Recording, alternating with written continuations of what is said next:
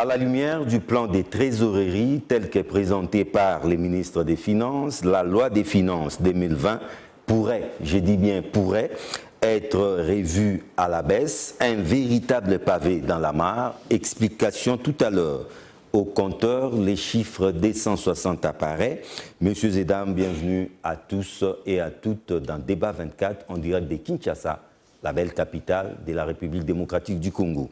Sur ce plateau, très heureux de retrouver M. Félicien Kindoula. C'est un analyste politique indépendant. Bienvenue. Merci pour votre invitation.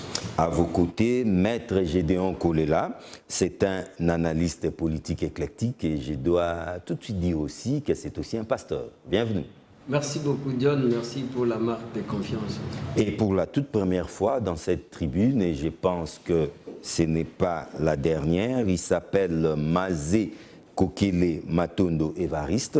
Il est le coordonnateur zone ouest de la structure des recrutements et implantation nationale à l'UNC, les partis chers à Vital Kamere. Bienvenue, Mazo Kokele Matondo Évariste. Merci beaucoup, John. Comment vous vous sentez ?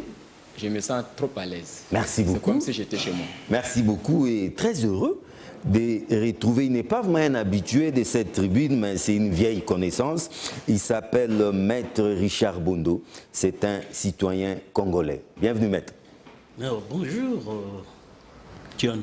Et comment Merci. vous vous sentez aussi pour la toute première fois sur ces plateaux? Oh, je suis bien aise, surtout que je vais échanger de manière citoyenne avec mes compatriotes, les vrais compatriotes. Merci beaucoup. Maître Richard Bondo, vous venez là de lancer l'éton. Alors à vos côtés, messieurs les chefs des travaux, bien sûr, José Mujumbo, c'est un habitué de cette tribune, c'est un analyste politique indépendant. Bienvenue, messieurs les chefs des travaux.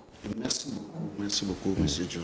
Alors, parce que tout simplement que le ministère des budgets serait dirigé par un cadre de l'UNC, nous prenons directement notre ami de l'UNC, ces plans de trésorerie publiés par le ministre des Finances. Je crois bien que c'était le 17 février dernier, mais il faut dire que cela a provoqué un véritable émoi dans les chefs des Congolais, parce que les Congolais qui voyaient déjà un budget de 11 milliards de dollars qui pourrait être revu à 50% si on y prend garde. Finalement, ces 11 milliards, c'était un leurre ou une politique financière bien pensée? Oui, merci beaucoup, monsieur John, pour la question. Je tiens à rectifier que le ministère ne serait pas dirigé, mais il est dirigé par un des cadres de l'UNC qui est Maître Mayo Baudouin VPM. C'est ce que j'ai dit. Non, parce que bien d'entre nous pourraient dire que vous venez de parler au conditionnel, mais il est aux formes affirmatives. Le ministère est dirigé par l'un. Merci de l'affirmer. De l'INC. Bon, en fait, moi je ne sais pas. Nous avions tous suivi, mais je préfère, moi, quand nous sommes juste à côté de nos radios, pour bien suivre les informations, nous devons faire vraiment l'accent de comprendre qu'est-ce qu'on nous dit. C'est là à la goule. Bon, Ministre des Finances. Ministre des Finances. Je ne sais pas si c'est dans leur cabale, parce qu'ils veulent coûte que coûte que le gouvernement de son Excellence, Félix Tshisekedi Tshilombo, puisse échouer. Ah bon? Ils sont en train de chercher des à côté pour pouvoir mettre ce gouvernement Donc, ils essaient de torpiller. dans le mire. Oui. Alors, je tiens à vous rappeler, le budget de cette année 2020 a été voté au Parlement par l'Assemblée nationale. C'est une loi en fait. Avec 500 députés. Oui. Alors, moi, je trouve ça absurde, anormal qu'un ministre des Finances puisse prendre une décision de sa propre volonté. Non, mais c'est son secteur, il faut faire attention. Non, son secteur... C'est l'argentier de la République. Vous connaissez le rôle d'un ministre des Finances? Parce que si nous voulons faire la part de choses, nous devons connaître le rôle d'un ministre des Finances. Lui, il est là, rien que pour les recettes et les sorties, les dépenses. Oui, pour les sorties. C'est ça, c'est son rôle. Vous l'avez dit, pour les sorties. Oui, sorties. Donc, pour faire sortir de l'argent, lui, il ne va juger que les documents qui sont en bonne et due forme. Il voit que oui, réellement, c'est comme il demande à faire sortir, il trouve que ça tient de bonnes sources. Il n'est pas là pour discuter. Le rôle de discuter, ça revient à l'Assemblée nationale. C'est aux parlementaires. Si lui, il trouve qu'il y a quelque chose d'anormal, c'est à lui de saisir l'Assemblée nationale pour dire oui. Mais il a alerté en publiant ses plans de trésorerie. C'est une façon pour lui d'avertir, d'alerter. Oui, alerter, il pouvait saisir, lui. Dire, moi, je ne trouve pas, donc je ne vois pas clair par rapport à cette affaire. Pourquoi ne pas? Il peut saisir l'Assemblée nationale pour dire, est-ce qu'on peut faire ça? Mais ça pourra suivre après, tout justement. Non, si ça pourra, oui, ça pourra suivre. Laissez-moi faire juste un pas derrière. Vous savez qu'il a bloqué la République. Il a bloqué le fonctionnement de la République. Comment ça? Lui, ne faisant pas sortir de fonds alloués pour pouvoir continuer les travaux de 100 jours de chef Mais il va d'État. le faire sortir n'importe comment, n'importe quand. Mais ce n'est pas à lui. Son rôle à lui, ce n'est pas de juger pourquoi j'ai fait sortir 100 francs, 200 francs. Son rôle à lui, c'est de savoir, avant que... Donc c'est une machine qui obéit aux ordres. Non, ce n'est pas une machine. Avant que les demandes n'arrivent dans son ministère, ça vient du ministère des budgets. Alors, voulez-vous me dire que le ministère des budgets, permettez-moi le terme, serait un voleur? Il demande pour ses propres fins. Alors, par rapport au revu des budgets, c'est pour vous dire que c'est faux, archi-faux. Cyril Yalagoul n'a aucun pouvoir de revoir le budget à la baisse. Mais par il ne l'a rapport à pas quoi? fait, il ne l'a pas fait. Non, mais c'est parce que nous entendons tous dire, non, avant d'arriver ici, je ne sais pas, tous nous sommes ici, on est en train de nous parler qu'on a revu le budget, je ne sais pas, de 5 milliards, 6 milliards, 4 milliards, par rapport à quoi? Donc, le nom de Cyril Yalagoul aujourd'hui devient une vedette politique. Et moi, je mérite maintenant savoir les sous-bassements. Qu'est-ce qu'il y a derrière Cyril Yalagoul? Qu'est-ce qu'il veut qu'il nous dise? Si c'est sa famille politique qui est derrière Cyril, par rapport, parce que vous savez maintenant pourquoi ils ont voulu prendre le ministère des Finances? Parce qu'ils savent que l'argent a le pouvoir et nous, pour pouvoir travailler. Parce que moi, je suis cash, nous sommes au pouvoir, il nous faudra de l'argent. Alors, il faut qu'il y ait à côté de nous quelqu'un qui pourra nous bloquer. Et à la fin, qu'on ne puisse pas dire, ah voilà. Or, ils oublient que notre réussite, ce serait leur réussite à eux. Et ils ont échoué pendant 18 ans, et je ne vois pas qu'est-ce qui peut maintenant montrer à la face du monde pour dire que nous, FCC, tout ce qu'ils pourront faire, ce sont des crocs en chambre. D'après vous, c'est un coup bas de la part du ministre des Finances, de sa propre... estampillé PPRD. De leur plateforme. PPRD, je ne sais pas vous appeler PPRD. Moi, personnellement, j'appellerais, je ne sais pas, Parti populaire redevable à la démocratie. Parce que le PPRD doit à la démocratie. Et ils ont géré ces pays. Donc pour eux, la démocratie, c'était un ennemi. Il fallait abattre coûte que coûte. Et aujourd'hui, c'est parti, permettez-moi de dire ça, que c'est un parti populaire redevable à la démocratie. Donc le PPRD doit à la démocratie. Aujourd'hui, nous sommes dans la démocratie et le PPRD n'a pas une leçon à nous dire. Donc c'est à lui maintenant de redevoir maintenant la démocratie. Donc, tel que moi je suis là, je peux porter plainte contre PPRD pour qu'il puisse nous redevoir. Parce que nous voulons faire émerger la démocratie. Et ils ont massacré, ils ont pillé, ils ont pioché la démocratie. Aujourd'hui, on veut faire juste émerger la démocratie. Ils sont là juste pour pouvoir l'étouffer. Merci, Mazokokele Matondo Évariste. Mazekokele Matondo Évariste. 100% Kamere. De l'UNC, militant Kamere, bien dit. Alors, de l'autre côté, je prends directement les Sete Mujundu. Sete Mujundu, évalué ou voté, je dirais même voté, à plus de 10 milliards de dollars, presque 11 milliards. Mais voilà maintenant que les plans de trésorerie, publiés par le ministre des Finances, nous révèlent la vérité des chiffres et que ce budget pourra être revu à la baisse. Votre lecture? Merci beaucoup, M. John. Moi, je crois qu'on a eu à le dire ici, lorsqu'on avait voté ce budget, on avait dit que le budget-là risquait de ne pas être réaliste ou de ne pas être réalisé si certaines actions n'étaient pas menées. Cette vérité nous rattrape. Oui, ça nous rattrape et voilà, on était vraiment des prophètes. Mais notre souhait n'est pas celui-là. Nous voulons vraiment, si nous pouvons porter des critiques ici, c'est pour qu'on atteigne cet objectif. Pourquoi pas dépasser ce budget-là? J'étais en train de dire que le budget n'est qu'une prévision. Mais ce n'est qu'une prévision des ambitions peut-être plus ou moins réalistes, des réalisations des recettes et des dépenses. Ben, pourquoi ne pas dépasser ça? On peut dépasser aussi ces budgets-là, ce n'est pas interdit. Et on peut aussi réaliser ne pas réaliser ces budgets-là si certaines actions ne sont pas menées et s'il y a certaines circonstances qui peuvent jouer en mal dans notre pays. Vous savez, M. John, que dans notre pays, on n'a jamais réalisé un budget, même à 90%, jamais. Vous êtes ici, vous êtes des juristes, de tous, vous êtes un grand journaliste, vous le savez. Depuis qu'on est ici, on ne réalise que la moitié du budget. 50%. Et moi, je vous avais dit ici que si certaines actions ne sont pas menées, nous risquons de ne réaliser que la moitié. Je l'ai dit ici. Et voilà que ça commence déjà. Moi, je crois que, d'abord, le problème le plan de trésorerie, d'habitude, c'est un document de bord. Ouais.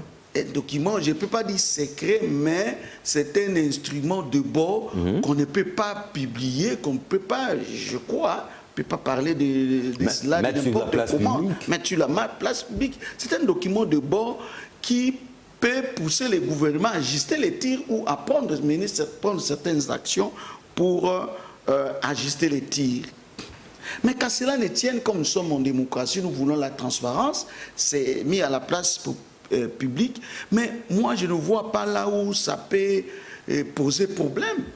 D'autant plus que lui, il est là dans la casserole, il voit ce qui entre et ce qui sort. Est-ce qu'il a montré qu'on nous dise, est-ce que lui il a dit ça entre autant, alors que ça n'entre pas comme ça entre plutôt autant. C'est ça le débat.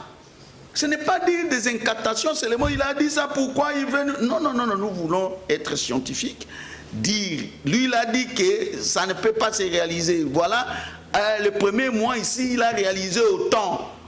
Alors, ça augure que ça pourra être réalisé. Moi, je crois que ça, ce n'est pas le problème. Le grand débat, c'est celui-ci. Il faut mener des actions telles que la lutte contre la corruption. Si nous ne luttons pas contre la corruption, mais je ne sais pas, est-ce que c'est la présence seulement de Kamere là au pouvoir et de Félix et de mon frère ici qui va faire que l'argent entre comme dans une génération spontanée? Non. Ceux qui ont toujours volé, quand ils voient perdre des bons signaux, la sanction qu'on nous a promis le plus souvent, plusieurs fois par le président passé, comment il a dit, la prison sera ouverte, des histoires, des slogans, c'est resté des 20 mots. Fini la récréation. Fini la récréation. Tout cela, on n'a vu aucun gros poisson jeté en prison.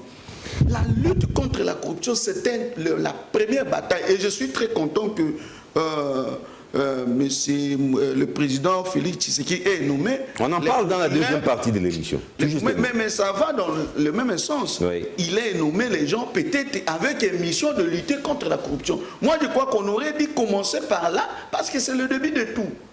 Il y a des ambitions de réaliser de bonnes choses. Nous sentons qu'il y a l'esprit d'initiative. Et si on a voulu même qu'il y ait cette alternance, c'est pourquoi? C'est pour pousser celui qui vient après. Il va toujours chercher à faire quelque chose, alors que celui qui était avant, il va se contenter, continuer à être au pouvoir, il va se contenter, justifier son pouvoir par les anciennes réalisations.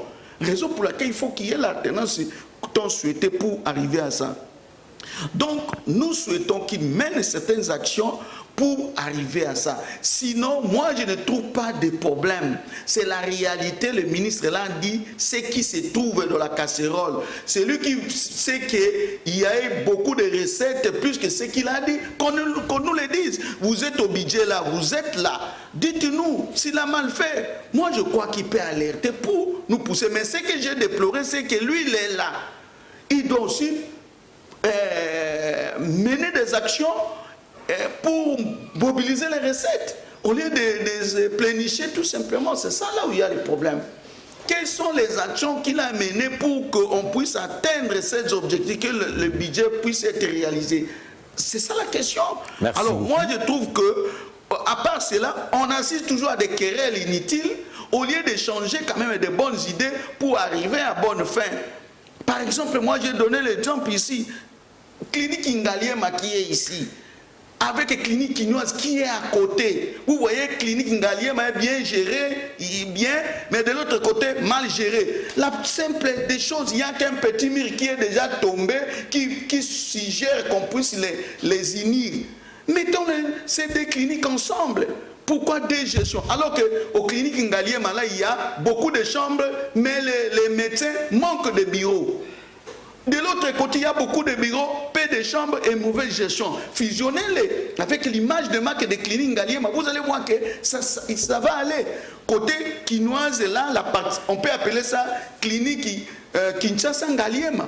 De l'autre côté, on va recevoir des ambulatoires et peut-être la maternité, de l'autre côté l'hospitalisation. Merci. Voilà, cherchons de bonnes initiatives pour pousser à la bonne gestion, à de bonnes initiatives, plutôt que de se quereller à tout moment. Moi, il ne faut pas comme mon frère ici. On a dit ça, tout ça, mais apportez-nous des vrais arguments. Il entre dans une querelle politicienne. Inutile. Monsieur Félix Kindoula, je sais que vous maîtrisez quand même assez bien les chiffres compte tenu de votre cursus. Alors, des 11 milliards à presque la moitié. D'ailleurs, 11 milliards au début, beaucoup n'en croyaient pas. Pensez-vous qu'aujourd'hui, avec ces plans de trésorerie tels que présentés par le ministère des Finances, cette réalité nous rattrape? Écoutez, moi je pense que les gens sont paniqués pour rien. Ah bon? Le ministre n'a pas dit qu'on devra réviser le budget à la baisse. Et le budget, c'est une loi. Ce n'est pas le ministre qui décide de la réviser. C'est l'Assemblée nationale. Et puis, le plan de trésorerie peut varier à tout moment. C'est périodique. Et le budget est voté pour toute une année. Et le plan de trésorerie peut être mensuel. Aujourd'hui, on ne peut pas savoir, les ministres, même s'il fait des projections, mais il ne peut pas savoir avec certitude ce que sera le mois prochain. Parce qu'il peut varier. Pas de panique. Ce qu'il a dit, moi je pense qu'il a dit que si on y prend garde, voilà. Si on y prend garde, parce qu'on a voté le budget, si on est parti, je crois, de 6 ou 7 milliards jusqu'à 11 milliards, et en tenant compte de la politique que le président de la République veut mener, de combattre la corruption. Voilà. Quand la corruption est combattue, quand les antivaleurs sont combattus, quand les gens commencent à avoir peur de toucher au trésor public, à l'argent de l'État, où ira encore cet argent si ce n'est pas dans les trésors publics, et ça va renflouer les caisses de l'État et le budget sera réaliste. C'est ça le préalable pour arriver à atteindre les réalisations comme l'a dit les CT. On n'a jamais réalisé exactement ce qu'on a prévu depuis des années. On n'a jamais fait ça. Si on y prend garde, donc s'il n'y a pas de préalable, si on ne prend pas de mesures, en fait, c'est une sonnette d'alarme. Oui, des constitutions dans la gestion des entreprises, dans la gestion de tout ce qui se passe. C'est-à-dire qu'on peut avoir un budget virtuel de 11 milliards, mais ce qui va entrer, ça sera peut-être 6 milliards, 7 milliards. Même moins que ça. Peut-être moins que ça. C'est ça que le ministre voulait dire. Mais moi, quand ça crée des querelles, moi je ne comprends rien du tout. Aujourd'hui, on devrait être en train de voir est-ce que les choses ont changé pour que nous puissions aller un peu plus que ce que nous étions avant. Si avant nous avions le budget de 7 milliards, aujourd'hui nous arrivons à un budget de 11 milliards. Mais d'où nous viendra la différence? Comment nous allons voir la différence? Parce qu'avec les 7 milliards, nous n'étions même pas capables de réaliser la moitié. Comment nous allons faire? C'est ce que le président de la République a dit, il faut fermer les robinets. Voilà. Mais quand aujourd'hui les gens se comportent de la même façon comme hier, vous voulez seulement que parce qu'il s'appelle Félix Tshisekedi, c'est fini, les choses changent. Dès qu'on appelle son nom, tout change. Non. Il faut qu'on passe aux actes. Allez voir aujourd'hui dans certaines entreprises. Ils sont en train de s'amuser avec l'argent de la République parce qu'ils ne sentent pas qu'il y a un pouvoir en place. Ils sont en train de s'amuser plus qu'hier. Hier, c'était la gabégie. Alors aujourd'hui, on ne sait même plus quel nom donner parce qu'ils savent qu'il y a un vide. Et pourquoi on sent ce vide-là alors que nous avons des institutions? La Cour des comptes, depuis qu'elle s'est endormie, on ne la réveille pas, on ne la réhabilite pas. Alors que l'inspection générale des finances passait dans les entreprises, l'inspection des finances passait dans les entreprises et les gens tremblaient. Mais aujourd'hui, quand vous partez de certaines entreprises, rien que les frais de missions fictives, missions injustifiées, ça dépasse même la valeur du salaire de toutes les entreprises. Mais c'est une façon de voler, de piller les entreprises. Rien que des collations pour des réunions qui se tiennent pendant les heures de service, les gens s'octroient comment je vais dire, une réunion d'une heure ou de 30 minutes, $2 000, $2 500 de per diem, comme ça. Et là, ce sont un groupe de gens autour d'un DG qui font ça et qui pillent toute l'entreprise. Et ils imposent leurs lois, les autres ne peuvent rien réclamer, on ne peut rien. Alors, on parle de la justice dans la deuxième partie de l'émission. Non, c'est-à-dire que ici, ce n'est pas de la justice, ici, c'est les anti-valeurs, ici, c'est la corruption dont on parle, qui peut ne pas nous amener à la réalisation de ce budget de 11 milliards. Je suis en train de démontrer ça. Donc, c'est-à-dire qu'on devrait sentir que les choses bougent. On ne peut pas demander au président de la République de changer les choses en peu de temps et avoir des immeubles, des routes, des cela en peu de temps avec la situation qu'il a trouvée. Mais on peut voir les signes de bonne volonté. On sent que... Vous savez, je vous donne un exemple.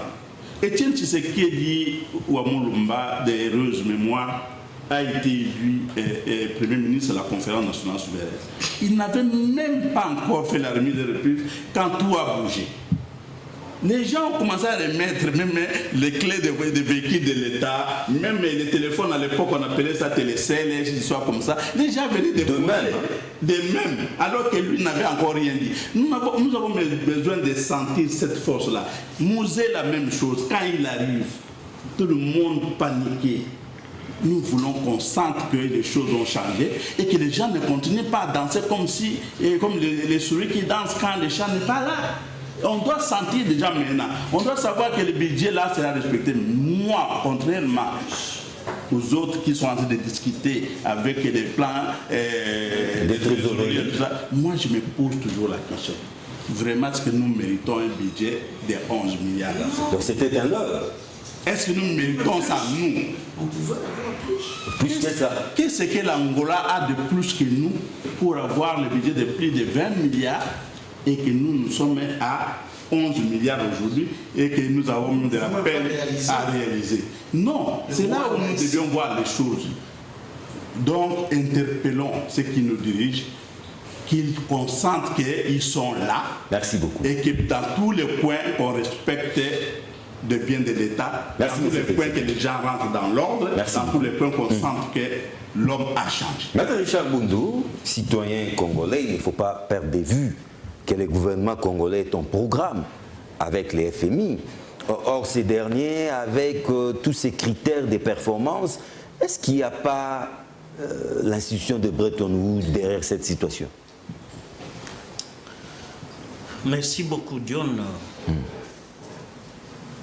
Vous savez, tout le monde sait qu'un plan de trésorerie, c'est juste un document de bord qui est d'ailleurs mensuel, même bi-hebdomadaire. Et lorsque c'est l'essor et médiatise ça, c'est quelque part le plan concocté, mitonné au sein du PPRD et des FCC. C'est un coup bas. Oui, c'est un coup bas de FCC pour imprimer le doute dans le peuple par rapport au capital confiance. En tout cas, c'est un coup réussi. Que ce peuple a placé dans l'administration Tshisekedi Félix Antoine. Pari gagné, jusque-là. Non, ce n'est pas un pari gagné parce que c'est un pétard mouillé. Effectivement, il a été recadré. Par qui?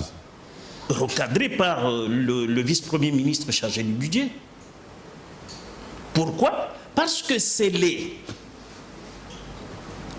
qui croient que les Congolais sont des ballots qui peuvent gober tout ce que lui dit, parce que quelque part, lorsque le DIRCAB Kamere lui fait une remarque par rapport aux finances, monsieur donne une conférence devant ses amis de Beseko pour dire, mais écoutez, moi je suis sorti de Beseko. Beseko a quel renommé ici?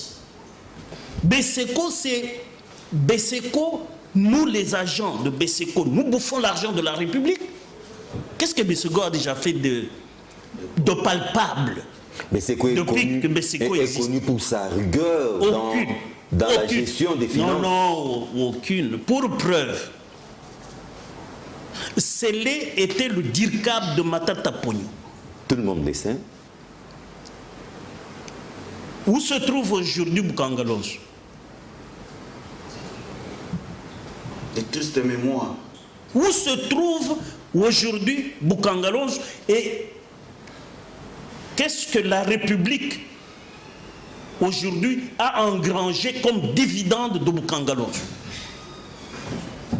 Qui était le mentor de Matata? C'était lui. Vous savez, dans son livre « Comment je vois le monde », du savant immortel Albert Einstein. Albert Einstein s'adresse à son collègue, un chimiste belge naturalisé américain, décédé en 1944. Il s'agit du grand savant belge naturalisé américain, Léo Backland Hendrich. Il lui dit, lorsque tu te crois oracle, tu risques de tomber sous les rires des dieux. Fin de citation. C'est un aphorisme qui s'adressait à un autre savant qui venait d'Albert Einstein pour son collègue savant Léo Hendrik Backland, un chimiste. C'est pour cela que nous voyons que dès que le ministre du budget l'a recadré, Sélé a retourné sa queue entre ses pattes et il s'est tu. C'est-à-dire, il était venu simplement chercher à s'aborder tous les projets, tout le programme du président de la République, alors qu'il doit être solidaire comme membre du gouvernement. Pas aveuglément. Non, c'est pas aveuglément, parce que le budget qui a été présenté, mais c'est Sélé a participé, c'est le budget de son gouvernement. Il a participé aux discussions pour son adoption d'abord au niveau du gouvernement, avant de l'amener à l'Assemblée nationale, qui a même amélioré, parce que si ma mémoire ne me trahit pas, moi je me rappelle que lorsque le budget a été envoyé, ça nageait dans les 10 milliards, oui. Mais à l'Assemblée, disons les deux chambres, ont fait remonter ça à 11 milliards. L'autorité budgétaire décide par une loi promulguée par le président de la République, et vous sortez un carnet de bord qui dit par exemple, moi je suis avocat, je puis dire, bon, dans la semaine, nous avons des dépenses fixes qu'on peut opérer, mais ça, c'est juste un petit tableau de bord qui ne voudrait pas dire que le pays, c'est un État failli. Mais tout justement, c'est pour tirer la sonnette d'alarme. S'il y a lieu d'échanger les fusils d'épaule, qu'on les fasse. Ça se serait dit au sein du gouvernement. Pourquoi? Parce que je crois qu'un Sélé doit démissionner. Ah bon? Oui. Vous irez jusqu'à... Oui. Il a fait preuve d'inaptitude professionnelle avérée. Il sortait d'un séminaire... quand ils sont allés avec le chef de l'État à Zongo, c'était un séminaire pour l'éthique et la déontologie ministérielle. Mais quand lui, Au lieu de cultiver la solidarité gouvernementale, il veut se faire un oracle. Mais le Dieu qui est au budget l'a fait tomber par son propre sourire. Le sourire des dieux, dont a parlé dans son aphorisme Albert Einstein, s'adressant à son collègue savant, le Belge naturalisé américain. Merci, Maître Richard. Léo Batland Hendry. Merci beaucoup. Nous prenons Maître Gédéon Kolela. Il maîtrise aussi assez bien les chiffres parce qu'il enseigne les finances publiques à l'université. Je me souviens encore de l'euphorie qu'avait gagné la population lorsqu'on avait voté ces budgets, même promulgués à 11 milliards de dollars. Est-ce qu'aujourd'hui il y a lieu qu'on parle déjà d'une douche froide? Bon, je voudrais d'abord saluer les exposés magistrats de l'encyclopédie de Maître Mono ainsi que Papa Félicien. Ils ont, en fait, ils m'ont introduit dans ce que je voudrais dire. Ils vous ont donné de la matière, non? Étant qu'éclectique, je voudrais effectivement me situer sur le carrefour pour ne pas assumer la thèse ou l'antithèse telle que j'ai entendu ici. Joie l'équilibrisme. Non, c'est pas ça. C'est pas toujours facile. Il faut aborder avec les maximums de précaution parce qu'il s'agit de domaine des finances. C'est technique. Ouais, domaine des finances publiques, on peut dire que c'est une science effectivement de finances publiques qui a pour l'objet d'étudier au fait des moyens et techniques dont disposent les personnes morales publiques pour se donner des ressources et couvrir au fait les dépenses nécessaires à leur vie. Ces moyens sont multiples. En fait, il y a des impôts, il peut s'agir des impôts, il peut s'agir au fait des emprunts, et il peut s'agir effectivement des moyens de trésorerie, parce que c'est les plans de trésorerie dont on parle.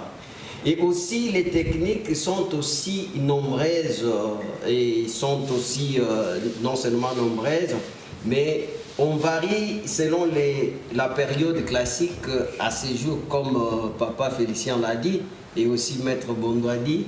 Donc ça se varie, ça peut être 1 mois, 2 mois, mais je pense que si je dois comprendre la sortie médiatique du ministre des Finances, moi effectivement je considère cela comme la sonnette d'alarme en disant vous devez veiller, il faut qu'il ait la maîtrise de cadre macro. En tout cas, il n'a pas tort de le faire. En fait, il faut... Contrairement à ce qu'a dit Maître Boundou. Je vais vous le démontrer après. Donc je ne voulais pas entrer en contradiction avec Maître Richard Bondo. Non, mais s'il y a lieu, n'hésitez pas d'entrer en contradiction avec lui. Vous n'êtes pas obligé de dire oui et amen à tout ce que Maître Bondo a dit. Je vous ai dit que je ne suis pas là pour assurer la thèse ou l'antithèse. Je suis en train de faire une analyse scientifique ou pédagogique avec les finances publiques, pour vous dire que, vous savez, aujourd'hui, avec la mondialisation, les économies de mondialisation correspondent effectivement à l'interpénétration et aussi à l'unification des zones de production et des transplantations des capitaux. Alors tout ça, ce sont des techniques de moyens qui doivent être mises en contribution. Et aussi, je pense que si vous lisez la loi ou les programmes budgétaires, et toutes ces questions sont évoquées, c'est-à-dire qu'il y a des mesures, il y a des précautions et des mesures cadencées. Si réellement vous regardez, lorsque je commençais à vous dire qu'ici il faut faire très attention parce que la sonnette d'alarme n'est pas seulement au niveau du ministre des Finances.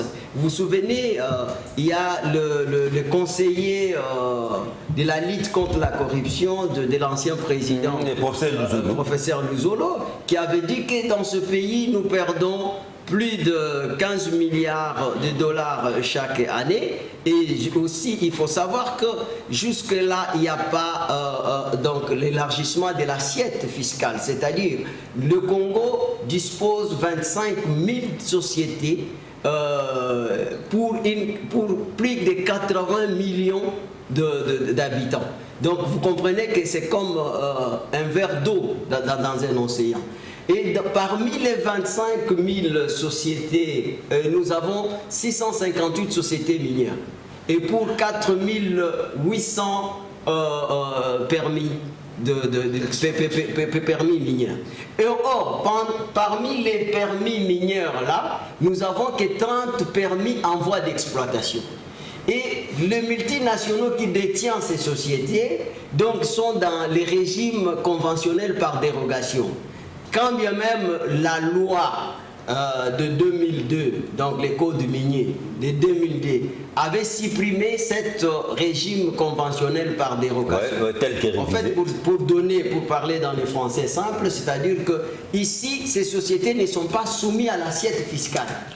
Ils doivent exploiter effectivement, exporter, mais en contrepartie, donc ils doivent faire, il y a des montants qu'on appelle des civilités, c'est-à-dire qu'ils doivent faire des routes, ils doivent construire les écoles, mais quand vous regardez les logements, mais en pratique ça ne se fait pas. Alors pour terminer, en pratique ça ne se fait pas. Pour terminer, je pensais que j'étais encore à l'introduction. Non, 5 minutes. Je voudrais dire tout simplement que nous devons faire très attention lorsque nous parlons des finances publiques parce que, comme je vous disais tout à l'heure, et qu'est-ce que les dirigeants de l'ancien régime, les tambourères et tous ces rossignols qui ont passé tout le temps d'applaudir les violations massives des lois. Donc tous ces gens ici, comme Joseph Kabila a dit qu'ils étaient mal entourés, ils se sont arrangés pour demander à ces sociétés-là de ne pas, au fait, s'exécuter par des travaux, mais de leur donner cet argent. Et voilà que c'est comme ça que vous avez vu qu'il y a des immeubles qui poussent. Mais dans l'entretemps, il y a des routes qui ne sont pas réhabilitées. Ça c'est le premier problème. Deuxième problème, qui est, si vous voyez bien, regardez au fait, moi j'étais pour ce régime conventionnel par dérogation, parce que quand vous regardez à son temps, ce régime a beaucoup fait avancer les pays. Prenez la GECAMINE. La GECAMINE, effectivement, était dans ce régime-là avec des partenaires, mais en contrepartie, ils ont construit les écoles.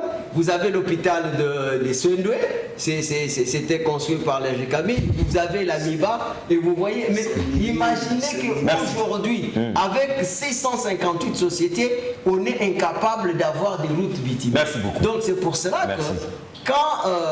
pour citer, quand Sélé dit cela, donc c'est pour que le président de la République, en principe, puisse faire de la corruption son cheval de bataille. L'argent est là, mais il faut maintenant des mécanismes. Incapable de réunir 11 milliards de dollars.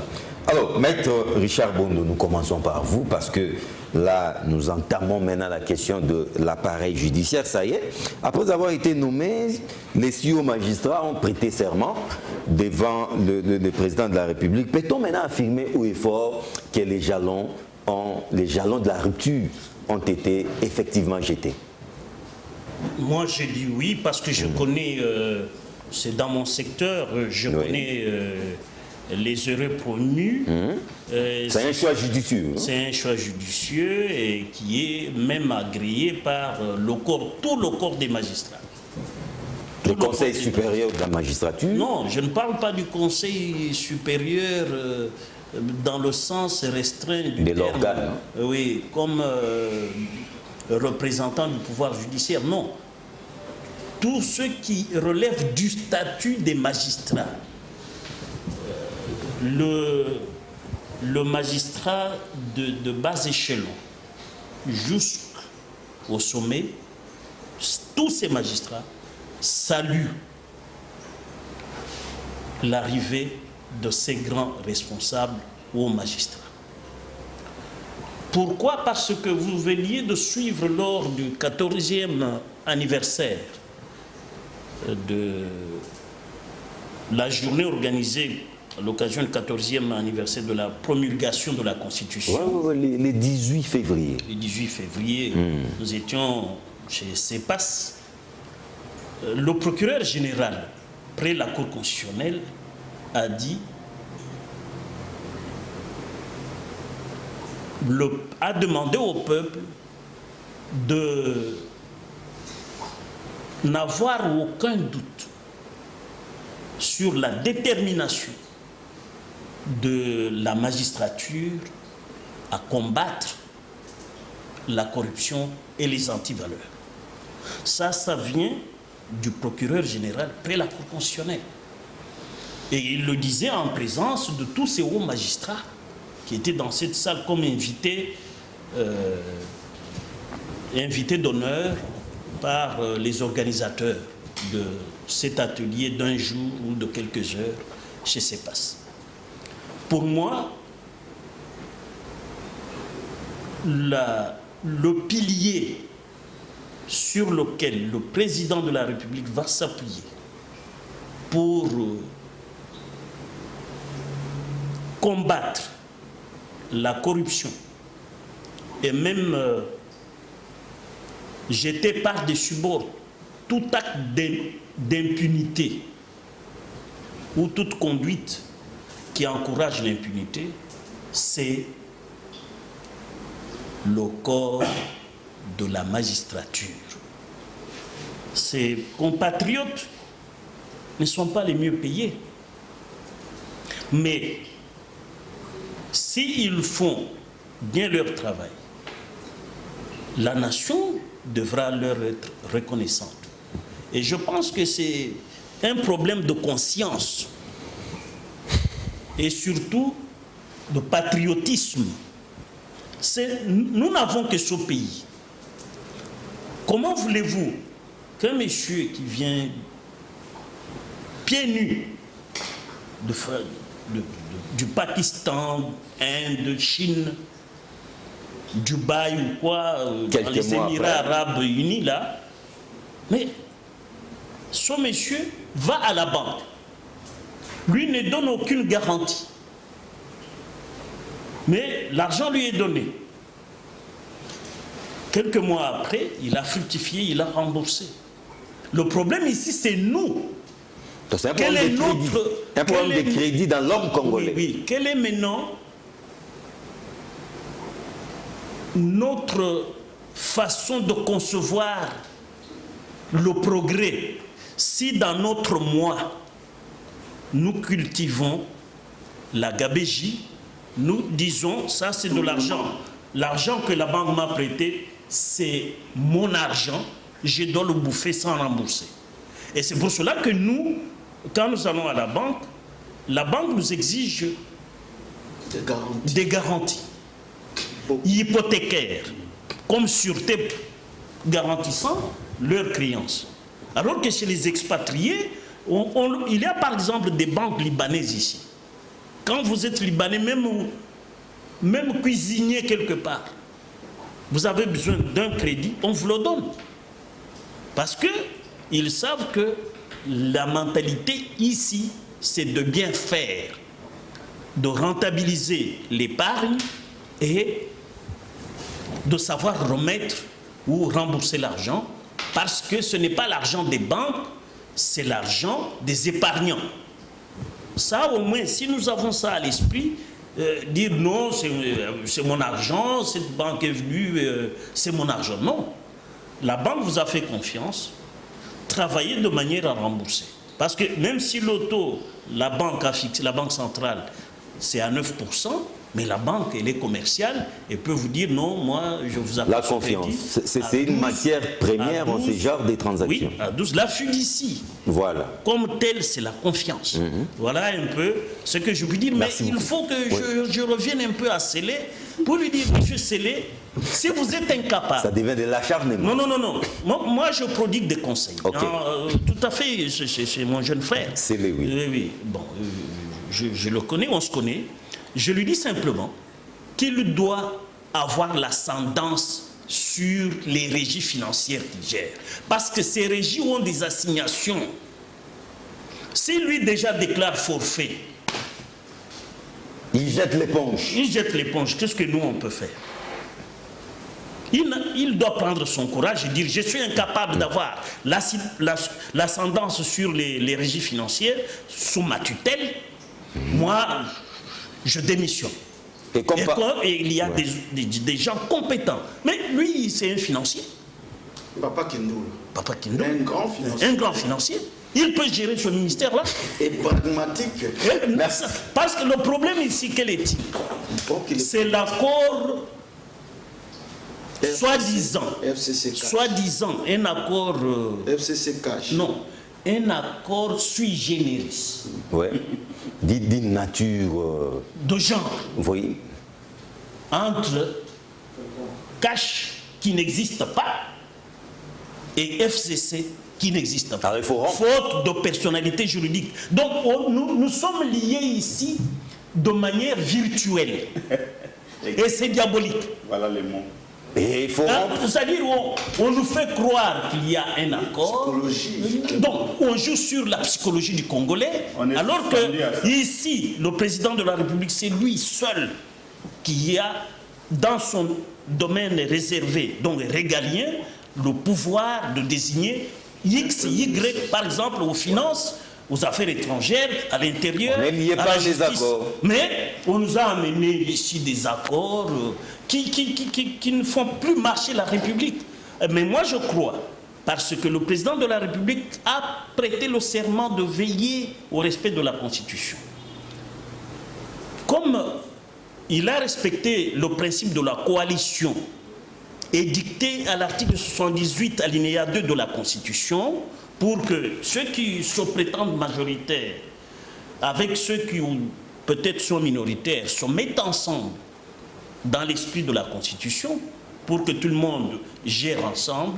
Je crois que le président de la République, parce que c'est lui maintenant l'autorité morale de tout ce gouvernement, il peut nommer aux finances un ministre de son choix, et ce choix-là est discrétionnaire, pour éviter des chantages de type scellé, qui n'a qu'à démissionner parce qu'il a avoué publiquement, et proprio motu, personne ne l'a poussé, proprio motu scellé vous dit, je suis incapable de réaliser 11 milliards.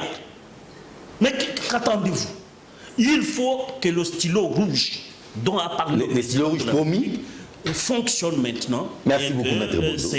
Laisse la place, même à un type du PPRD, mais qui a comme Monsengo le disait à la conférence nationale souveraine, les médiocres. Non, nous devons avoir un premier ministre vertébré. Donc un financier. Monsieur Félicien Kindoula, les nouveaux promus au niveau de l'appareil judiciaire congolais ont du pain sur la planche, surtout que ça urge, n'est-ce pas? Ah, merci. Je ne vais pas être très optimiste comme Maître Richard Bondo. Ok. Parce que moi, je sais que... Mais lui, il est dedans. Les annonces. Oui, parce que je sais que la médiocrité a atteint des proportions inquiétantes dans notre pays. Sous d'autres cieux, il y a des catégories de gens qui sont vraiment mis à part. L'élite est respectée et respectable. Ici chez nous, tout le monde est confondu. On se bat pour son ventre et on est prêt à hypothéquer son honneur pour l'argent. Et personne ne veut se distinguer, personne ne veut dire que l'honneur vaut plus que l'argent et qu'on ne peut pas acheter l'honneur et la dignité. Vous voyez des gens sous d'autres ceux qu'on ne peut même pas soupçonner, mais chez nous, ce sont des personnes non grata. Mais je peux encore croire à Maître Richard si seulement par, je ne sais pas quel miracle, il y a une révolution des mentalités collectives. Une révolution collective de mentalité, une prise de conscience collective du peuple congolais qui dit non, plus jamais c'est là. Et nous pouvons changer les choses. Mais sinon, ce sont les mêmes qui viennent, qui disent je suis en retard, je n'ai pas de maison, je n'ai pas un char automobile, les autres sont en avance, et tous leur calcul, c'est en fonction des avoirs. C'est comme si ailleurs, où on a des hommes d'État, où on a des ministres qui sont locataires, qui n'ont jamais cherché à avoir des maisons. On a vu Thomas Sankara au Burkina Faso, 4 ans de pouvoir. Au pays des hommes intègres. Et dans quelle voiture il roulait? C'est la R5, la R4, avec tous les ministres. Il n'a pas laissé de maison. Vous avez vu ici les images de maisons de ses parents. Mais il faut que cette mentalité-là nous habite. Parce qu'après tout, vous voyez des gens qui ont détourné l'argent de l'État, des milliards qui ont construit des cités en Afrique du Sud, mais qui sont morts, qui n'ont pas apporté cela. Mais nous, on enseigne même à nos enfants d'abord se battre pour la richesse. Dans les églises, la même chose. La bénédiction. La bénédiction signifie avoir l'argent. Tant que nous serons dans cette mentalité-là, ce n'est pas de magistrats, ce n'est pas des hauts magistrats qu'on a nommés qui vont se soustraire à cette logique. Mais je pense qu'il est possible qu'on change, qu'il est possible que l'homme change, et là nous pouvons croire. C'est-à-dire qu'il faut que le président de la République imprime un nouveau départ dans tous les domaines de la vie nationale, pas seulement dans les domaines des finances, dans les domaines des routes, dans les domaines des infrastructures, mais surtout d'abord des mentalités. Que nos mentalités commencent à changer. Nous avons commencé à voir les choses autrement. Vous voyez même les pays voisins africains. Vous sortez du Congo, vous entrez dans un autre pays africain, vous sentez que les gens ont gardé encore quelque chose de la colonisation. L'éthique, la morale, les valeurs. Chez nous, on a tout perdu, tout a disparu. On a tout galvaudé. Vous voulez construire une nation avec des gens comme ça qui sont devenus des barbares. Il faut remettre l'homme à sa place. L'homme doit se distinguer des animaux. Ici, on accepte tout. Dans les antivaleurs, on applaudit. Inversion des valeurs, on applaudit. Dépravation des mœurs, on applaudit. Et l'homme qui a volé, c'est celui qui est chanté par les musiciens, c'est celui qui est félicité par tout le monde. Et les jeunes gens l'applaudissent, mon pao, mon pao. Alors comment voulez-vous que les magistrats aussi ne puissent pas être mon pao? Nous sommes dans une société déjà pourrie. Il faudra que ceux qui nous dirigent donnent le go, le départ pour le changement total des comportements, des mentalités. C'est alors que nous aurons de bons magistrats, c'est alors que nous aurons de hauts magistrats qui ne disent que les droits, rien que les droits. Quand il y a tort, tu as tort. Quand il n'a pas tort, tu n'as pas tort. Donc nous ne pouvons pas penser que c'est par une baguette magique que le président de la République, parce qu'il a nommé des magistrats, et si ces magistrats eux-mêmes, chacun ne prennent pas conscience, comme l'a dit Maître Bono ici, que nous n'avons que ces pays. Pourquoi nous nous comportons comme des mercenaires? Mais qui va changer les choses dans ces pays? Vous voyez d'abord dans quelle situation nous nous trouvons en Afrique. Nous sommes la risée de tout le monde aujourd'hui. Même des petits Rwandais ici, prêts à nous coloniser si on y prend garde. On est là dedans et on se plaît. Merci beaucoup, M. Félicien. Alors, moi je pense que nous devons interpeller tout le monde et que chacun s'interpelle d'abord lui-même et qu'il interpelle son voisin, qu'on ne doit pas continuer à vivre comme ça. C'était José Mujundu, CEO magistrat. Est-ce un signal fort, un pas vers la bonne direction? Je réponds d'abord par doute méthodique.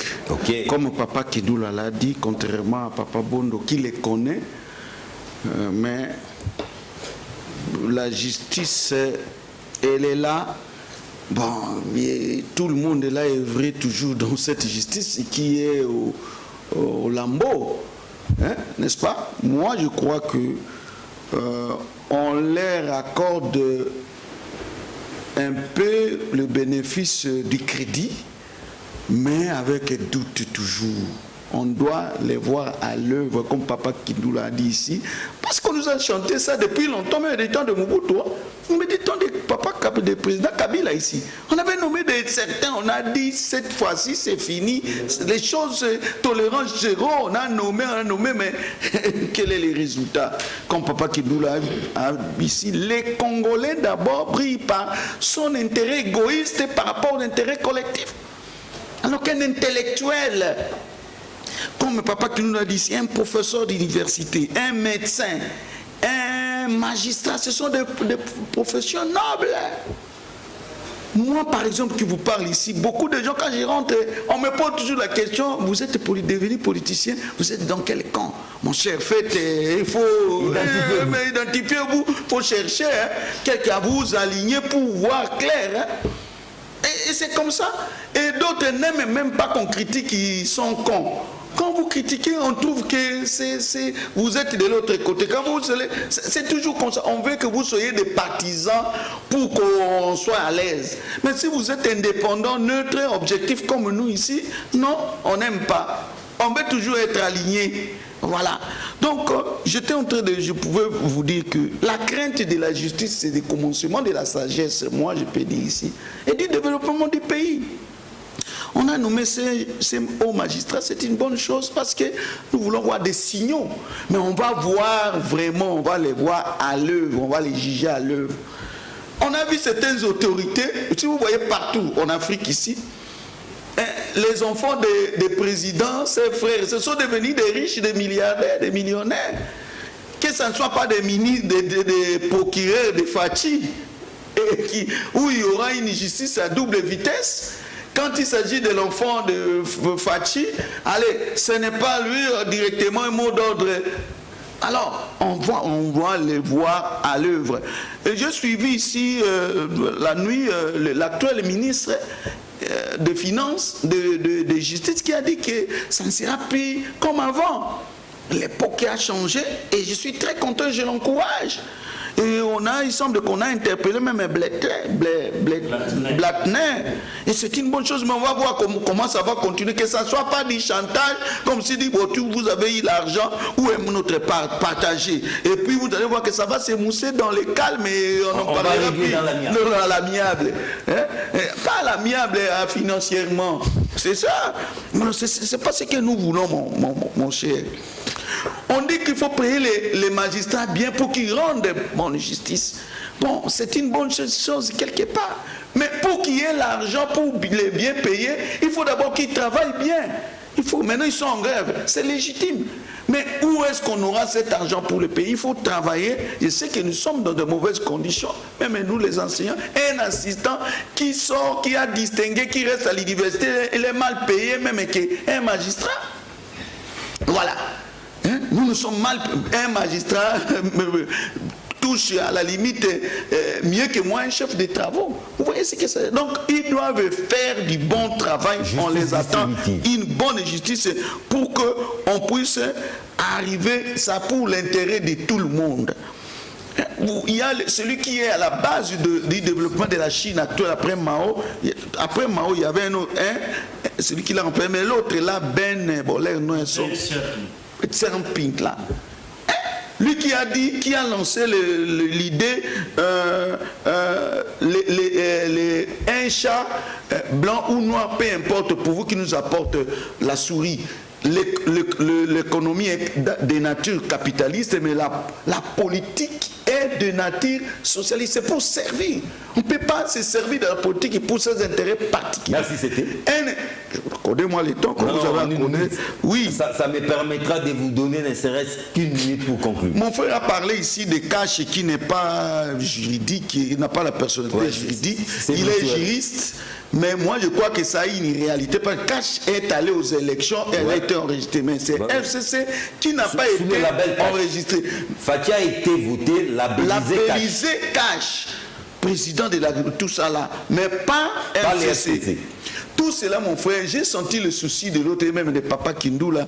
Ne croyez pas que dans le monde de l'État-société, il y a de bonnes volontés spontanées. Non, il faut châtier pour donner l'exemple. Et nous attendons l'exemple du président de la République et de ces magistrats-là. pour nous donner des signaux forts. Parce que vous voyez que la crise est là. Au marché là, tous les prix ont grimpé comme vous ne pouvez pas savoir. Les taux de dollars, etc., etc. Que ce sont des signaux qui ne tombent pas, que ça ne va pas si on n'y prend pas garde. Merci beaucoup. Moi, je crois que au lieu de souffrir de la délire de persécution entre FCC Cash, on veut nous tuer, on veut échanger vous des bonnes idées pour l'avancement de notre pays. Là, vous portez aussi la toge. Estimez-vous que ces remue-ménages au sein de l'appareil judiciaire est-il prometteur? Bon, je pense que c'est tout le monde ici, les Congolais dans son ensemble, a toujours eu le vœu des réformes. Et ces réformes, effectivement, doivent commencer par la justice. Et comme la Bible dit, la justice élève une nation. Et aussi les magistrats, quelle est cette justice qui élève les magistrats sont des serviteurs de Dieu pour permettre aux gens de craindre effectivement le mal. Maintenant, la question, c'est celle que vous posez là, parce que le pouvoir judiciaire, en principe, doit assurer son indépendance vis-à-vis de l'exécutif. J'entends bien mon aîné, Maître Richard, que j'ai beaucoup de respect, parle des conditions améliorées du travail concernant les magistrats. Mais je pense qu'ils doivent commencer eux-mêmes par travailler, parce qu'aujourd'hui, je pense que les magistrats ne sont pas le mal payé de la République. S'il y a quand même des gens aujourd'hui qui respirent, et aussi, ce sont eux qui ont logé vraiment domicile de la corruption. Lorsque vous regardez les véhicules que le magistrat roule avec, et vous regardez effectivement les salaires, il n'y a pas de rapport. Il y a incompatibilité. Oui, il y a vraiment incompatibilité. Par quelle manière? Je pense que nous avons besoin de magistrats qui ont une bonne morale. Aujourd'hui, je peux vous dire qu'il y a des magistrats qui utilisent même les avocats comme les courtiers. Ils vont fixer le rendez-vous au client. Des garçons des courses. Donc, ils fixent le rendez-vous au client pour dire venez me voir sans votre avocat. Ou encore ils terminent donc vous terminez la plaidoirie. Il se passe des choses, maître. Et le greffier vous dit non, maître, mais j'ai les numéros de magistrat.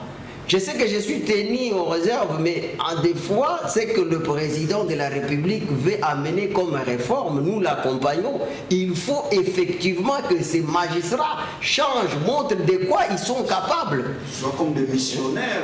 Vous comprenez que la valeur d'une société est en rapport avec sa capitale humaine. Et je pense que Joseph Kabila l'a dit au soir de son mandat. Et je pense que c'était, pour moi, donc une feuille de route pour Félix Tshisekedi. Parce qu'il a dit qu'il n'a pas réussi à valoriser la capitale humaine. Et on ne peut pas valoriser la capitale humaine sans passer par l'éducation. C'est pour ça que moi j'ai encouragé le président de la République avec la gratuité. Et aujourd'hui, c'est avec la magistrature, parce que ce peuple ici, sans sanction, nous attendons ces gens. On parle aujourd'hui de 15 millions. On parle des sauts de moutons. On parle de 200 millions. On parle de blanchiment de capitaux. Et ces magistrats, aujourd'hui, ils trouvent vraiment l'argent que nous cherchons ici. L'argent que Maître Bondo parle de l'incapacité. Ça se trouve dans les poches des individus. Ça se trouve. Maître Bondo et moi, nous savons que le montant qui est prévu que quelqu'un doit garder sur lui, c'est 10 000 $. Pas plus de 10 000 $. S'il y a 10 001 $, c'est du blanchiment. Mais dans les maisons de tous ces acteurs politiques, il y a des sommes et sommes. Merci, Gédéon. Alors, merci beaucoup. donc, le temps de prendre. Non, j'irai bien vous pour la conclusion, ne vous en faites pas. Donc, vous avez suffisamment parlé, ne vous en faites pas. Je prends rapidement Mazé Kokele Matondo. Et Évariste, la gabegie a atteint des dimensions incommensurables. Tout le monde est d'accord sur ça autour de cette table au même moment. le chef de l'État décide de nommer des hauts magistrats, pensez-vous que les bouts du tunnel s'est fait déjà voir? Merci beaucoup, John, toujours pour tes questions qui sont les très meilleures. Laissez-moi tout d'abord ramasser quelques questions ici. Non, je vais recadrer, mais en attendant, je voulais répondre à Papa Kindoula. Parce que jusque-là, Papa Kindoula, concernant le premier point, apparemment, il est ni chaud ni froid. Il est pessimiste. Pourquoi il dit pessimiste? Lui-même, il dit, lui, il ne pense pas que le budget actuel, il est réalisable. Non. Lui-même. Lui-même, il dit, est-ce que nous, les Congos, nous méritons les budgets de 10 milliards, 11 milliards par rapport à l'Angola? Une contradiction déjà de sa part. Laissez-moi vous dire, voilà le plus grand problème. Nous demandons ceci. Parce que quand c'est là, il y a la gauche, tout ce qu'il est en train de faire, je sais que ça, donc ça vient de sa famille, de sa plateforme politique qui est le FCC. Vous savez qu'aujourd'hui, presque toutes les entreprises... La fossoyeuse de la République. Vous savez qu'aujourd'hui, toutes les entreprises du pays sont gérés par le FCC. Maintenant, tous ces gens-là, laissez-moi continuer. Toutes les entreprises de la République sont gérées par le FCC. Ce sont ces gens-là de FCC qui sont en train maintenant de racketter les recettes de l'État. Alors, dites-nous, nous qui sommes des cash, quelle crédibilité avons-nous face à ces gens-là, à ces mandataires de FCC? Parce que ces gens-là savent qu'aujourd'hui ou demain peuvent partir. Ils sont en train déjà d'arranger leur lendemain pour dire que je ne pense pas que demain je peux revenir aux affaires. Tous sont en train juste de gagner aujourd'hui. C'est pour mettre dans leur compte futur, pour savoir ce que je peux construire. Mes enfants, donc c'est ainsi que j'en appelle à notre plateforme électorale, qui n'est pas encore faite plateforme politique, cash. Les cash aussi doivent savoir que nous devons mobiliser près de 11 milliards de dollars. Comment ça? Mais par rapport à notre budget. Mais les cash, jusque-là, ils ne savent pas que laisser ces entreprises-là tirer des choses en longueur. C'est FCC qui gagne aujourd'hui. Donc les cash aussi est générateur de recettes.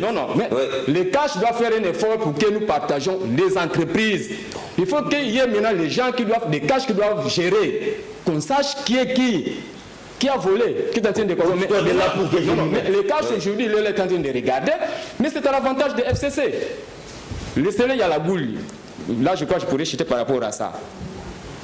Il habite à côté de chez moi, soit il peine sur l'avenue Yumbu. Lui, il est sur l'avenue Louyeye. La maison, j'ai dit, on s'est partagé, en fait, on s'est partagé les avenirs. Oui. Il habitait dans une petite maison, à l'époque de Matata. Aujourd'hui, c'est tapé de luxe de loger dans une fortune sur l'avenue. Mais il travaille. Non, s'il vous plaît, s'il travaille, peut nous donner les salaires qu'il gagnait pour pouvoir. Vous savez là où il habite? La maison de Célé peut englober 3-4 parcelles. Essayez d'aller sur 80 jours, première, deuxième, troisième avenue. Ça vous dérange? Ça me dérange parce que lui, c'est quoi pour un saint? Pour dire que lui, sait suivre, disons, pas à pas, un franc qui ne peut pas être soutiré pour les comptes, je ne sais pas de qui. Alors, nous nous posons la question. Lui, se tape, là, il y a une fortune, 3-4 parcelles comme ça. D'où a-t-il eu cet argent? On le payait combien? Non, je ne sais pas. Combien on le paye? Parce que lui veut maintenant donner une leçon financière. Je pose cette question le jour, je ne sais pas, quelqu'un de cash de FCC passera ici, posez-lui la question que c'est lié à la boule pour nous répondre. Vous avez interdit à quelqu'un qui a été directeur du cabinet du Premier ministre pendant de longues années de se taper une... Il gagnait combien? Qu'on nous donne les salaires, comme ça, on ne peut pas savoir. Et puis, vous savez, j'aurais souhaité que cette maison, là où il habite, que ça soit non après 5 ans ou 18 ans. Mais il a construit sous Matata. Il gagnait combien? Donc, pour dire que la leçon qu'il veut nous faire voir aujourd'hui, le jour où quelqu'un de FCC passera ici, posez-lui la question, qu'est-ce qu'il peut nous répondre? Où a-t-il eu l'argent? On le payait combien? Nous sommes des économistes ici, nous allons faire juste des calculs pour savoir que oui, réellement, c'est a raison. Pour répondre à votre question de la justice, laissez-moi vous dire que le président de la République, le respect bien donné commence par soi-même. Okay. Vous avez vu déjà ici, je crois, vous et nous, combien de conseils de président de la République ont baisé la prison. C'est là pour vous dire... mais que ce soit un, je crois il y en a qui sont allés en promenade 2 jours après. Là, c'est vous qui le dites. Je crois que vous... Fin de seulement. Qui a été arrêté? Il y a même Sagnès hier. Nous connaissons tous. Alors, laissez-moi vous dire que l'exemple vient d'en haut. Vous savez pourquoi nous avions donné le ministère de la Justice au FCC? Vous savez pourquoi? C'est parce que tous les jugements sont rendus au nom du président de la République. Le président que vous voyez là-bas, le président que vous voyez, le jour où on rendra un mauvais justice en son nom, c'est lui qui va défendre ces justices. Ce n'est pas rendu au nom du peuple congolais. Pardon? Rendu au nom du peuple congolais, exécuté au nom du peuple. Mais, peu importe. Mais in fine, il y a le nom du président de la République qui est là. C'est pour dire que le président ne voudra jamais qu'on puisse faire, je ne sais pas, de rendre des mauvais jugements en son nom, et on interpellera toujours ces magistrats-là. Merci beaucoup, Matondo Évariste. Je reviens à vous, Maître Bondo, s'il vous plaît. J'essaierai vraiment intraitable, en 60 secondes, essayez de conclure. S'il vous plaît. Je voudrais... Merci, Dion. Jusqu'à la fin. Oui, c'est la fin. Oui, je voudrais simplement inviter les membres du gouvernement, les opérateurs politiques en général, d'être solidaires du peuple électeur. Parce que ce peuple est miséreux. Que leurs yeux s'ouvrent grandement pour regarder l'état dans lequel les 18 ans de la parenthèse kabiliste, dans quel état ces 18 ans où ont ruiné le pays. Et lorsque nous regardons, nous faisons ce constat de la ruine de notre pays, nous devons chacun redevenir congolais pour regarder dans la direction tracée par le président de la République, parce que tout le peuple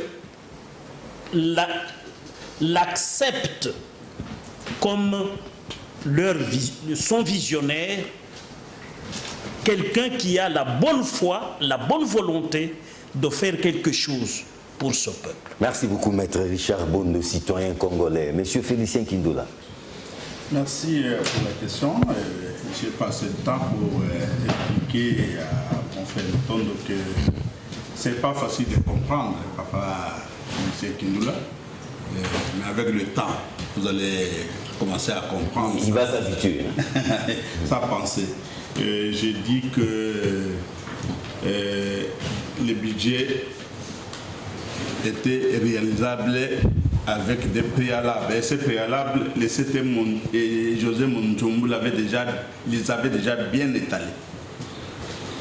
Il faut combattre la corruption, les antivaleurs, et puis on a cité la récréation qu'il y a dans les entreprises aujourd'hui, que toi-même tu viens de parler, et ça ne peut pas donner les résultats que nous attendons pour le budget.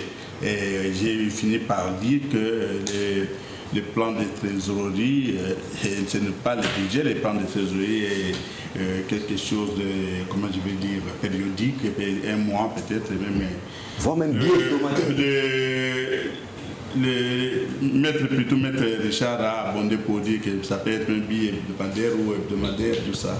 Donc voilà, c'est pour vous dire que j'ai dit que le budget est réalisable sous conditions. Et tant que les conditions ne seront pas réunies, ça sera la même chose comme sous la Deuxième République, comme sous la Troisième République, ça ne sera jamais réalisé. Mais je dois terminer avec mon mot de la fin. Bon, je vais dire pour le mot de la fin que le peuple congolais est parti le 30 décembre 2018 pour mettre fin à sa misère. Il a cru à ces élections, il a cru que les choses pouvaient changer et il était déterminé à changer les choses. Que les politiques qui nous dirigent prennent conscience de cette situation.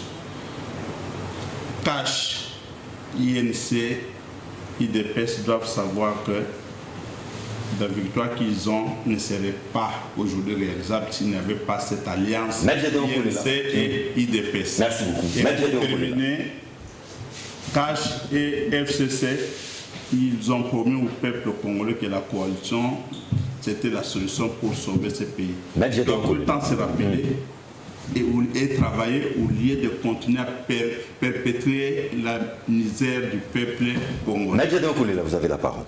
Merci, monsieur Moi, je Félicien. voulais clôturer par la question qui avait troublé effectivement l'inquiétude de tout un peuple concernant Les plans des trésoreries. les plans des trésoreries, pour dire que dans son ensemble, le plus important, c'est qu'il faut effectivement que les gouvernements puissent avoir la maîtrise et l'assainissement du cadre macroéconomique. C'est vraiment, cela constitue un préalable pour la relance de l'économie. Alors, en fait, il ne faut pas toujours prendre toutes les annonces ou toutes les déclarations comme si on a lancé une guerre de la coalition pour chercher un vainqueur et un vaincu. Mais je voudrais qu'on puisse considérer la déclaration du ministre des Finances comme un défi à relever. Voilà pourquoi nous disons que c'est la justice qui doit sauver les meubles. Et comme la justice élève une nation, effectivement, nous espérons que cette fois-ci, les magistrats vont se mettre à C'était José Moudjoumbu. pour quand même Merci beaucoup, Maître Gédéon Kolela. tous les détours. C'était José Moudjoumbu. Mais aussi arrêter les gens qui gardent l'argent. C'était Moudjoumbu. Merci beaucoup. Moi, je crois que toute la cacophonie qu'on vient de vivre ici, c'est parce que nous sommes dans un régime semi-parlementaire qui ne convient pas à nous, plutôt qu'un régime semi-présidentiel. Et je souhaite que le président de la République, dans les réformes qu'on doit engager, que le président de la République nomme les premiers ministres de son choix, parce que c'est lui qui est dédevable devant le peuple, parce qu'il a été élu au suffrage universel direct. Pour terminer, je dirais que le budget n'est qu'une prévision. On peut réaliser ça, même plus, mais notre pays peut réaliser même, bien qu'on a voté 11 milliards, on peut réaliser même 100 milliards s'il y a une bonne lutte contre la corruption. C'est voilà le préalable. Merci beaucoup, M. John. Ce que moi je demande, là j'en appelle à notre plateforme Cash.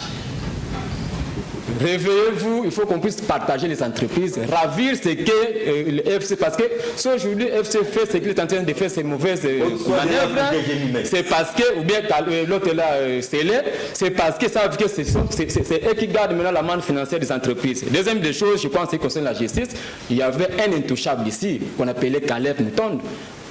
Pour confondre cette même justice, ces mêmes gens, il a été entendu, s'il vous plaît.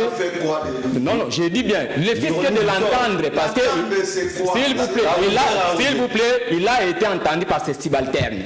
On n'est pas allé chercher quelqu'un qui est là.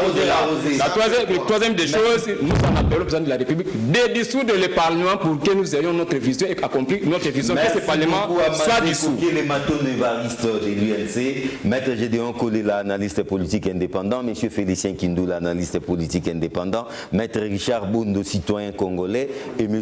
José Moudjoumbu, analyste politique indépendant. Merci d'avoir été là. C'était à la fois un plaisir et un honneur. Moi, je suis éclectique. Merci beaucoup. Merci. Sachez qu'en ce mois de février, votre magazine Débat 24 a totalisé 50 jours pour jour. Merci de continuer de nous faire confiance et nous tâcherons toujours d'être à la hauteur. La rediffusion, c'est jeudi.